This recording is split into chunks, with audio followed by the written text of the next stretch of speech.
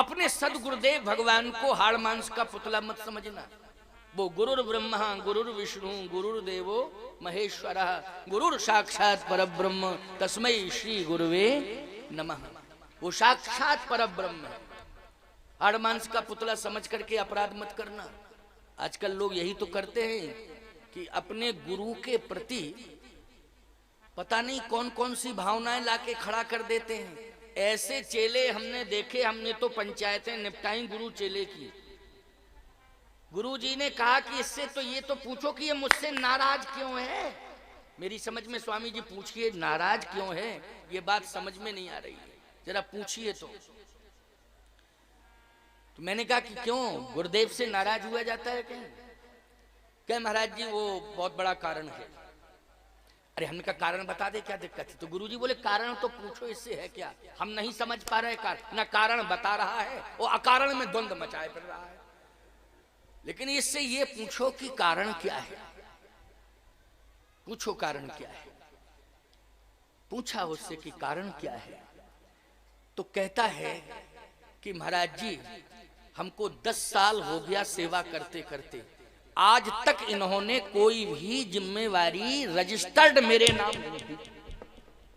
हमने कहा रजिस्टर्ड क्या? बोले वसीयत ही लिख दे मैं कम से कम। हमने कहा किस बात की वसीयत? बोले मंदिर की, जायदाद की। एक बात बताओ, ये दबाव में कार्य होता है? हृदय से जब स्वीकार किया जाता है कि हाँ ये इस लायक है तो उसे अधिकार दिया जाता है। मतलब कर्तव्य से अधिकार मिलता है कि दबाव से अधिकार मिलता है? बोलो, कर्तव्य से अधिकार मिलता है। कर्तव्य से अपने आप अधिकार मिल जाता है, मांगने की जरूरत ही नहीं पड़ती है।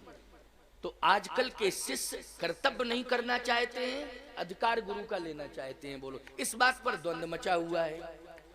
सामान्य मत समझना, बस गुरुदेव की तुम सेवा करते रहना, ये तो मठ की संपत्ति है, त्रिभुवन की संपत्ति तुम्हें मिल जाएगी, ये मैं दावे के साथ कह रहा हूं। हृदय से गुरु की सेवा करना। ये मठ की संपत्ति तो 10-20 करोड़ की हो सकती है, 10-20 अरब की हो सकती है, बोलो, लेकिन त्रिभुवन की संपत्ति।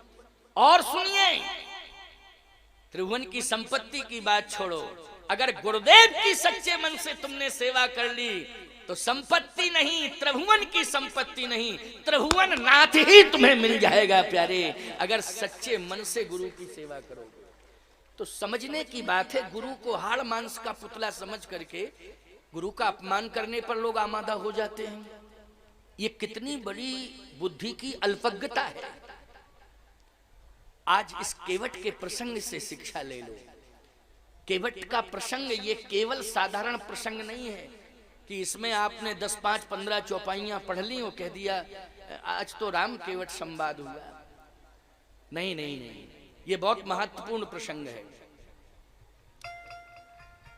पानी कठौता भर ले आवा, कठौते में पानी भर के लाया, गंगा जल भर के नहीं लाया, पानी भर के लाया। और पानी लेने के लिए गया कहां होगा? जैसे नदी में कोई कुआं खोदता है, नदी में तो कोई कुआं नहीं खोदेगा।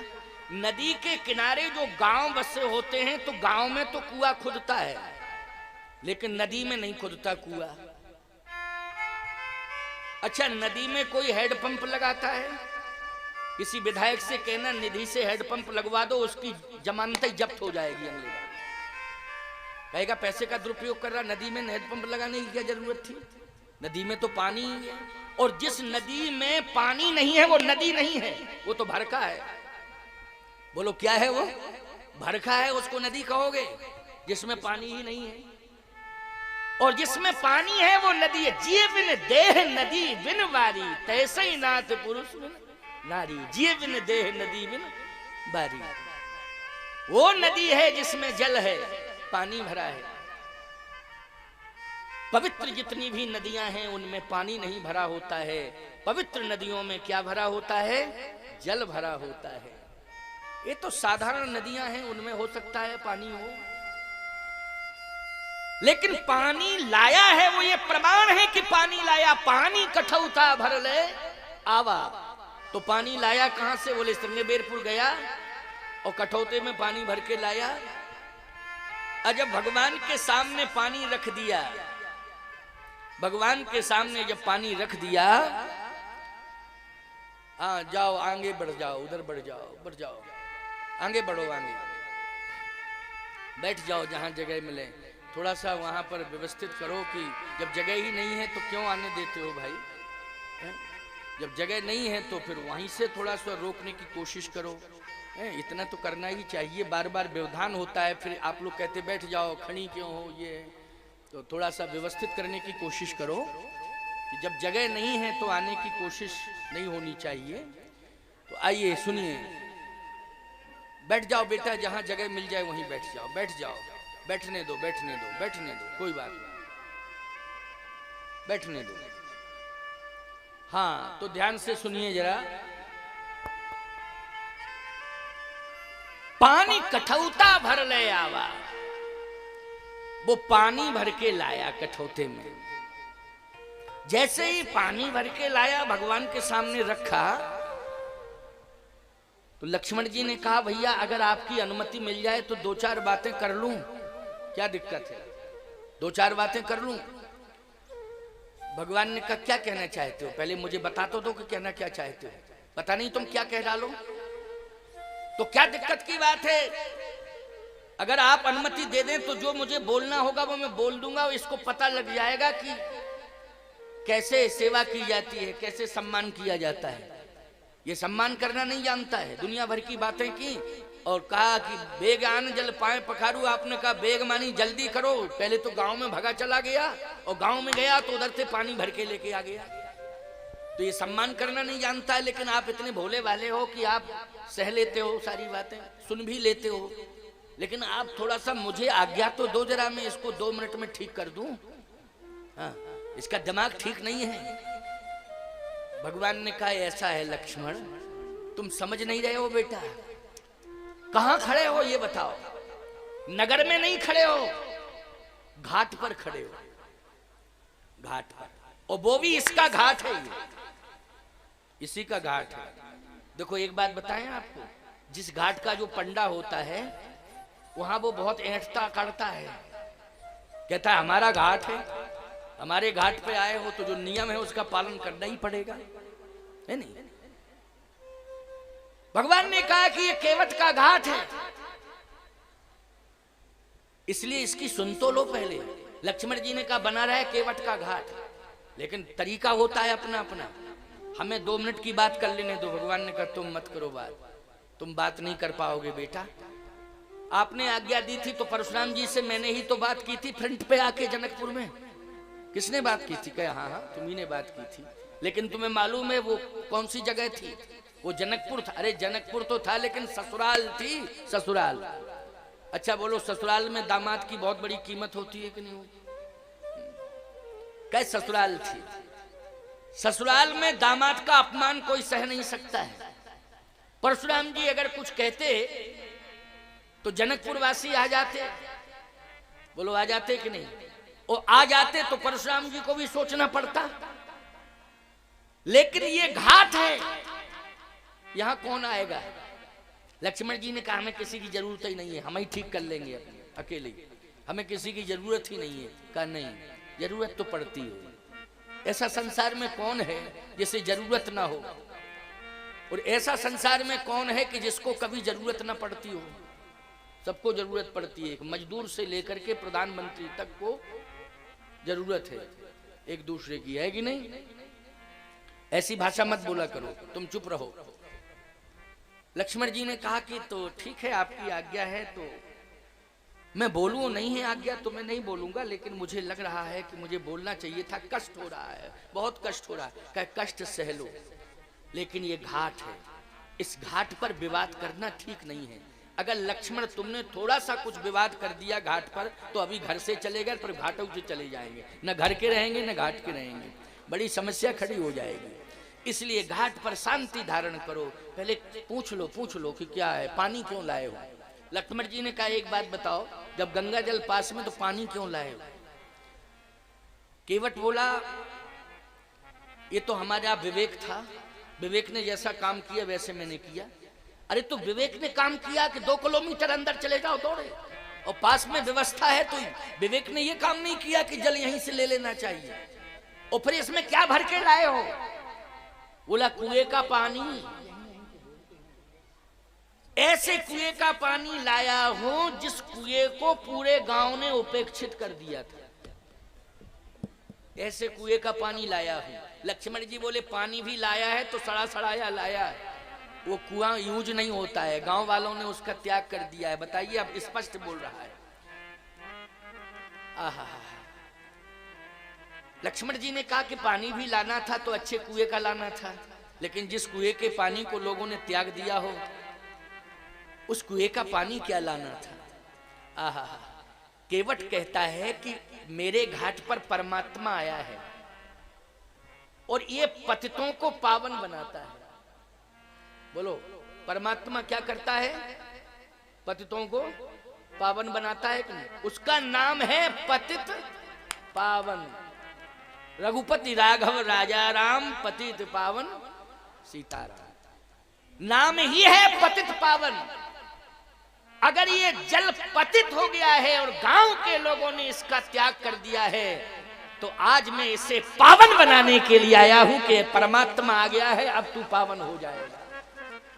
बोलो कितनी अच्छी सोच है, जरा विचार करो। है ये कथा जो है पतितों का उद्धार करती है। बोलो करती है कि नहीं? या तो राम उद्धार करते हैं या राम की कथा उद्धार करती है। कथा सुन करके अपना कल्याण कर लो, अपना उद्धार कर लो। ये स्वर्णिम अवसर मिला है पावई वाली माता की कृपा से, इसलिए उद्धार कर लो, अपना कल्याण कर लो। पतितों का उद्धार के लिए ही ये व्यवस्था की गई है। पतित पावन कैसे हो? केवट ने कहा कि आज मैं इस पतित पानी को पावन बनाऊंगा, भगवान के चरण से जोड़ूंगा। बोलो सोच अच्छी है कि नहीं? अच्छा, भगवान ने कहा कि अगर तुम गंगा जल से धो लेते तो क्या दिक्कत थी? गंगा जल से पहले धो लेते और फिर कह देते कि एक कुआं ऐसा है कि जिसमें लोगों ने कूड़ा कचरा डाल दिया है, उसका त्याग कर दिया है, उसका जल उपेक्षित है, तो आप कृपा करके उस जल को भी धन्य कर दीजिए, उसको पावन बना दीजिए। मैं जा रहा हूं, ले आऊंगा, आपका चरण धोऊंगा और फिर वही जल उस कुएं में डाल दूंगा, तो वो क्या बन जाएगा? चरणोदक बन जाएगा, उसका उद्धार हो जाएगा। ऐसा बाद में भी तो हो सकता था, लेकिन तुमने पूछा भी नहीं और तुम दौड़े चले गए और सीधा पानी भर के लाए। केवट बोला सही बात तो यह है कि मैं गंगा जल से चरण धोना ही नहीं चाहता था। क्यों नहीं धोना चाहते थे? केवट ने कहा कि मैंने गंगा के तट पर ही संतों से सुना है कि गंगा आपके चरण से निकली है। ये सही बात है कि नहीं? भगवान बोले हाँ सही बात है, बात तो सही है। और ऐसा भी मैंने सुना कि आपके चरण ब्रह्मा जी ने धोए। कहे हाँ धोए थे। और ब्रह्मा ने जब कमंडल में आपके चरण धोए तो जैसे ही चरण आपके धोए और गंगा प्रकट हो गई, तो इसका मतलब है कि गंगा आपका चरणोदक है। भगवान ने कहा हाँ यही भाव हो सकता है। तो जब गंगा आपका चरणोदक है तो सारे संसार को गंगा मुक्ति प्रदान करती हैं। पूरे संसार के लिए गंगा पावन है, लेकिन है तो आपके ही चरण का चरणोदक। भगवान ने कहा हाँ हाँ ये बात तो है। तो जब एक बार चरण ब्रह्मा ने धोए और धोने के बाद जो कमंडल में अवशेष आया वही चरणोदक गंगोदक बन गया, गंगा जल बन गया कि नहीं? हाँ। तो अब फिर दोबारा उसी से फिर धो। लक्ष्मण जी बोले भैया ये देखने में लगता है मजदूर, लेकिन विद्वान बहुत है, इसकी सोच बहुत ऊंची है, गजब की बात कह रहा है। ऐसा तो मैंने अयोध्या में नहीं सुना, बड़े बड़े ऋषि मुनि महात्माओं से नहीं सुना, जैसा इस सामान्य केवट से सुन रहा हूं। हे प्रभु, ये मेरा विश्वास है कि ये जल भले ही जो है अपवित्र नजर आ रहा हो, लेकिन मैं आज इस जल को, इस पानी को भी धन्य मान रहा हूं। जल नहीं, पानी, कौन सा जो कटोते में था। ये आपको लग रहा होगा कि ये उपेक्षित कुएं का पानी है, लेकिन मैं इस जल को आज धन्य मान रहा हूं, क्योंकि ये जल आपके चरण तक आ गया है। ये जल आपके चरण तक आ गया है। जो चरण तक आ गया है वो जल हो गया है। क्या हो गया है? क्योंकि चरण तक आ गया है। अच्छा एक बात बताओ, जो पापी परमात्मा तक आ गया वो पुण्यात्मा हो गया कि नहीं हो गया? कि वो पापात्मा ही बना रहा? सन्मुख होए जीव मोह जवहीं, तो जन्म कोटि अघ नासई तबहीं। जन्म कोटि अघ, सन्मुख जीव हो जाए तो कोटि कोटि जन्मों के अघ उसके समाप्त हो जाते हैं। तो इसका मतलब है कि आपके समीप आ गया तो इसकी अपवित्रता तो दूर ही हो गई। एक भाव इसमें और है, क्या? कि मैं कठौते में लाया हूं पानी भर के, ब्रह्मा ने कमंडल में चरण धोए तो गंगा कमंडल में प्रकट हुई, लेकिन आज मैं कठौते के पानी से जब परमात्मा राम आपका चरण धोऊंगा तो इस कठौते में नई गंगा का प्रादुर्भाव हो जाएगा। बोलिए गंगा महारानी की, नई गंगा का प्रादुर्भाव होगा। वाह, कठौते में गंगा, संतों की वाणी है, सदुखड़ी वाणी।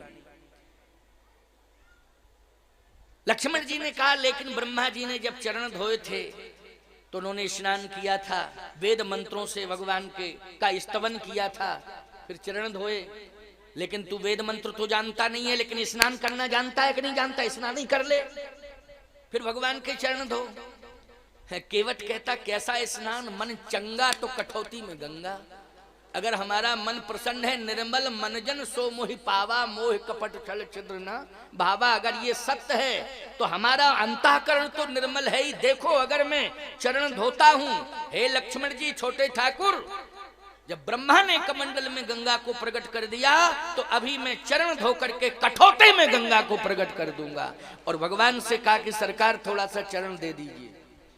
भगवान ने कहा, ले ले भैया, धो ले। जैसे ही चरण भगवान ने बढ़ाया तो केवट के हाथ में भगवान का चरण आ गया। केवट के हाथ में भगवान का चरण आ गया। ब्रह्मा जी ने तो इतना प्रयास नहीं किया था, प्रार्थना की थी केवल। क्यों की थी कि नहीं की थी? और भगवान ने कृपा कर दी। लेकिन यहां तो भगवान ही मना रहे इसको, और कह रहे हैं बेगान जल पाए पखारू, जल्दी कर लो भैया, डोले हमारे पाँव। ब्रह्मा जी के लिए ऐसा थोड़ी कहना पड़ा था। और जैसे ही चरण केवट के हाथ में आया भगवान का, आहा, केवट का जीवन धन्य हो गया। भगवान का चरण जो है पखारने लगा। अति आनंद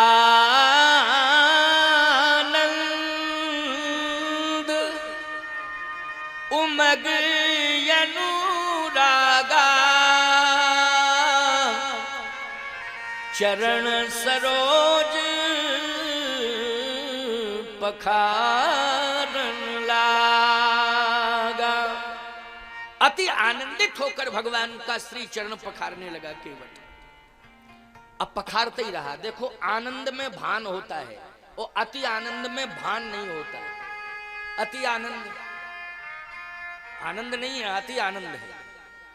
अति आनंदित होकर जब भगवान के चरण पखार रहा है तो उसे भान ही नहीं है कि हमें दूसरा चरण भी धोना है, ये उसे भान नहीं है। लेकिन प्यारे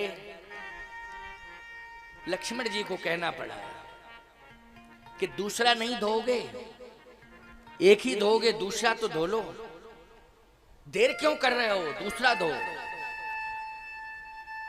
केवट कहता है, जो चरण धुलवा रहा है वो बोल नहीं रहा है, ये बगल वाले क्यों बोल रहे हैं बीच में? अरे चुप रहिए आप, प्रभु का चरण धो रहा हूं, वो कुछ बोल नहीं रहे हैं, आप बीच में बोल रहे हैं। भगवान ने धीरे से कहा, दूसरा नहीं धोगे? का इसमें भी शर्त है। भगवान बोले, अब क्या शर्त है?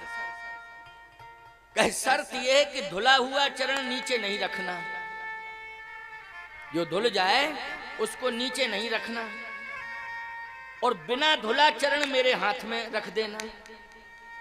भगवान बोले आधार तो पृथ्वी होती है। क्यों? आधार पृथ्वी है। आधार के लिए हमें पृथ्वी का सहारा लेना ही पड़ेगा। आखिर पैर तो पृथ्वी पर रखे जाएंगे, तो धुला हुआ पृथ्वी पर ही तो रखा जाएगा। का एक निवेदन है, अगर स्वीकार कर लें तो क्या, कि जो चरण धुला हुआ है वो भी मेरे हाथ में रहे, और जो नहीं धुला है वो भी मेरे हाथ में रख दीजिए। तो मैं दोनों हाथों में दोनों चरण आपके रखूंगा और धोऊंगा। तो भगवान बोले तेरे हाथ आधार बनेंगे। कहा? हाथ को आधार बना लीजिए, क्या दिक्कत है? भगवान ने कहा लेकिन हमारा बैलेंस गड़बड़ाएगा कि नहीं? बैलेंस तो गड़बड़ाएगा ही। तो बैलेंस कौन बनाएगा? तो केवट बोला बैलेंस मैं ही बनाऊंगा, और कौन बनाएगा? सारी दुनिया का बैलेंस कौन बनाता है? बोलो, सारी दुनिया का संतुलन कौन बनाता है? भगवान बनाता है। लेकिन भगवान का संतुलन भक्त बनाता है। प्यारे, भक्त साधारण नहीं होता है। भक्त केवट कहता है मैं ही बनाऊंगा संतुलन। कैसे? का हाथ को फ्री क्यों किए हो? जब आपके दोनों चरण मेरे हाथ में रहेंगे और मैं धोऊंगा तो मैं व्यस्त हूं ना, तो आप हाथ को फ्री क्यों किए हो? आप हाथ से सहारा ले लीजिए। तो भगवान ने कहा कि सहारा तो ले लूं, लेकिन किसका? कहे मेरा। कौन सा अंग पकड़ूं? का वो तो नियम है कि धुलवाने वाला अगर खड़ा है और धोने वाला बैठ के धो रहा है, धुलवाने वाला खड़ा है, तो उसे सहारे के लिए जो धो रहा है चरण, धुलवाने वाले को उसका मस्तक पकड़ना पड़ेगा। क्या पकड़ना पड़ेगा? मस्तक। ये नियम ही है, मस्तक पकड़ना पड़ेगा, कंधा नहीं, मस्तक। तो मस्तक पकड़ लीजिए, क्या दिक्कत है? भगवान ने कहा ठीक है, तो कोशिश करता हूं। जैसे ही भगवान ने एक हाथ बढ़ा के केवट का मस्तक पकड़ा, इसका मतलब है उसके माथ पर हाथ रख दिया। माथ पर हाथ रख दिया। अब एक हाथ रखा है, कहता है भगवान उठाइए ना दूसरा चरण। भगवान जैसे उठाने लगे तो हिलने लगे। कहे कि दूसरा हाथ फ्री क्यों किए हो? ये दूसरा हाथ फ्री क्यों किए हो? इस हाथ से भी पकड़ लीजिए ना, क्या दिक्कत है? संकोच मत करो। अब किशोरी जी देख रही हैं और लक्ष्मण जी भी देख रहे हैं। भगवान ने दूसरा हाथ बढ़ाया, और जैसे ही दूसरा हाथ बढ़ाया और दूसरा हाथ भी केवट के माथ पर रखा, तो भगवान के दोनों चरण केवट के हाथ में, और भगवान के दोनों हाथ केवट के माथ पर देवताओं ने पुष्पों की वर्षा कर दी। बरस सुमन सुर सकल सिहाही, यही सम पुण्य पुंज को नहीं। इसके समान तो कोई पुण्य पुंज है ही नहीं। यही सम पुण्य पुंज को नहीं, को नहीं, कोई नहीं। देवताओं ने पुष्पों की वर्षा की। देवता बहुत जल्दी प्रसन्न नहीं होते। इनको प्रसन्न करने के लिए ब्राह्मणों से पूछो कितना प्रयास करना पड़ता है। लेकिन देवता एक साथ पुष्पों की वर्षा कर रहे हैं। बरस सुमन सुर सकल सिहाही, यही संपुण्य पुंज को नहीं। इसके समान तो कोई पुण्य पुंज है ही नहीं। बरस सुमन सुर सकल सिहाही। तो प्यारे, आप विचार करना, आप बुद्धिजीवी हैं, आप भक्त हैं, विचार करने की जरूरत है कि हम पुण्य पुंज कैसे बन सकते हैं।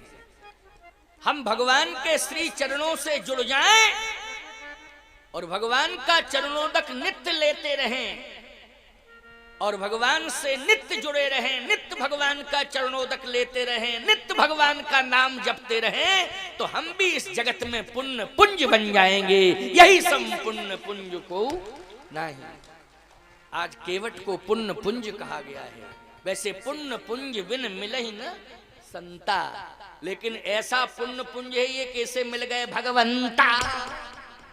बोलो भाई, पुण्य पुंज बिन मिलहि न संता, लेकिन ऐसा भक्त है ये कि इसे मिल गए कौन? भगवंता। मिल गए कि नहीं?